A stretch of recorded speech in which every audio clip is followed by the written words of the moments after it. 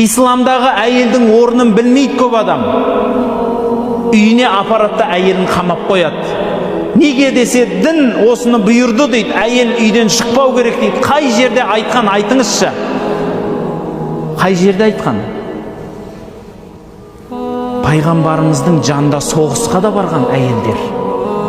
Жара таңу үшін. Жара таңу үшін дегенде ойлаңыз, тек қана өзінің күйеуінің жарасын таңып беріп жүре ма? Енді қалғандарын ұстауға болмайды ғой, қалғандармен араласуға болмайды ғой деп. Жоқ. Қайсысы жарақаттанса бәрібір сүйреп алып келіп жарасын таңып береді. Пайғамбарымыздың мешітінің жанында кішкентай медицинский центр болған, білесіздер ма? Сол медцентрдің медигі, маманы әйел кісі болған. Жұрттың бәрі сол кісіге көрінетін болған. Сол кісіден